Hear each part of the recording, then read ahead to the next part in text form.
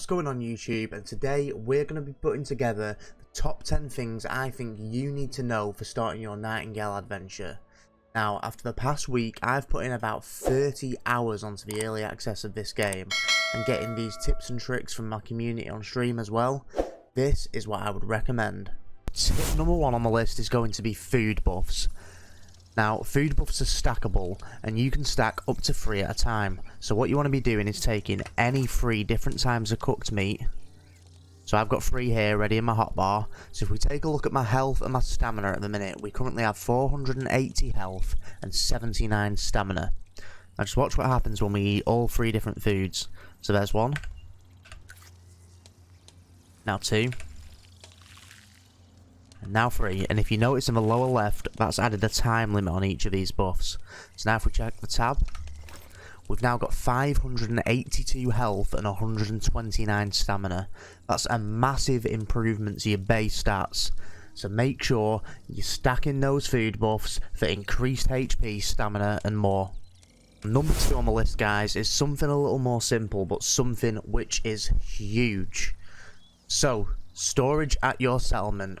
So you can see in all these different storage containers here, we have them full of stuff, all organised, ready to go.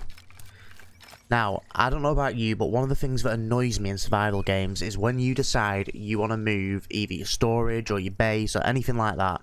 Now, this is possibly one of the best things I've seen utilised in a survival game in quite some time.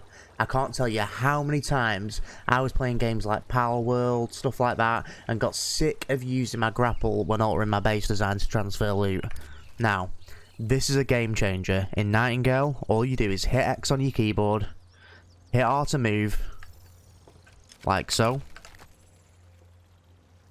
and you can move your chests right out of the way, open them up, and your loot is still in there. Move it back, and it's exactly how it was. This is absolutely massive, guys. Make sure you're taking advantage of this tip. Okay, so tip number 3 on the list, guys, is make sure you're utilising your recruit. Okay, guys, so when you get your recruit, they can do a lot of different things. They can hold items for you, they can get resources, and they can even build for you, depending on which weapon or equipment they've got attached. So, if we go ahead and we attached an axe and equipped it, they would instantly start heading over to the trees and start cutting down trees for you. Okay guys, tip number 4. Now this basically goes off tip number 3, but is a little bonus add-on. So, are you sick of your character not being able to move because they're holding too much weight? Let's look at an example here. Let's load up some rocks. And we have got the dreaded walk too slow animation. I know how frustrating this is. Now, let's head over to our recruit. 3 hours later. Finally, we got there. Now, if we make sure we've unequipped any clothes and equipment from our helper, we have more inventory space, so we can load up straight away with all the heavy stuff in our invent. Keep going, all the stones, all the rocks. We now have an extra 20 slots available we can use, and they can carry all the heavy stuff for us, and we're free to move about as we wish. So, tip number 5 on our list is no more fall damage. This has to be one of my most useful tips to date so far, and I found it out on stream. Props to Cold Heart Viking for this one. So you want to first start by building yourself a crude remote realmic transmuter, or you can find this in your current forest realm, or whatever realm you're in for that matter. Just look for the icon on the map. Now, to build it, all you're going to need is, let's head down to the portal section, and you're going to need 5 lumber, 3 ingots, and 2 wire. Now, once you've built this, this is going to allow you to play your minor realm cards. Now, playing a minor realm card changes things around the realm for you, and they each have different buffs, different positives, different negatives. Now, the one I've really loved using lately, and you're going to have to try this out, is the Thinned Veil card. Now, I've got quite a few here. Now, what this does is, as soon as you apply this, it gives you a slight move speed increase, modest stamina efficiency increase, slight jump velocity, durability drain is increased. Now, just watch this. First off, it looks beautiful. Now, when we jump, we're jumping a hell of a lot higher. And now if you watch, let's get up high somewhere. Now, just watch. Just watch how this works.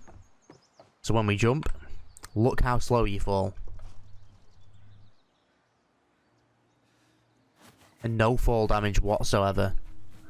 This is possibly one of my favourite cards I've used so far. Give it a go, guys, and let me know what you think. Now, next up on the list, on number 6 of my tips video, is Unlimited Essence. Now, this is amazing for the early game. All you've got to do is head to the Essence Trader in your starting realm. So, mine, for example, is just right over here. So let's head across there.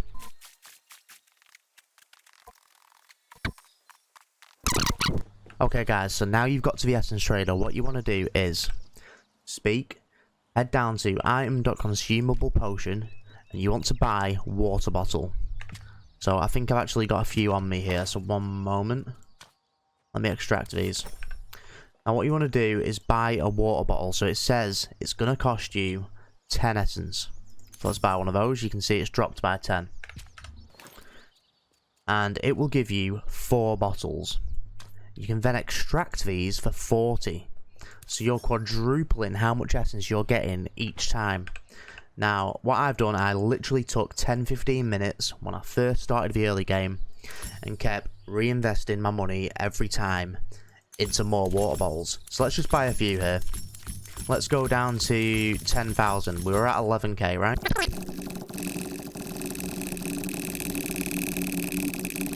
Okay, so we're now at 10,000 essence. Now that got us 4 stacks and 16. Now let's extract these.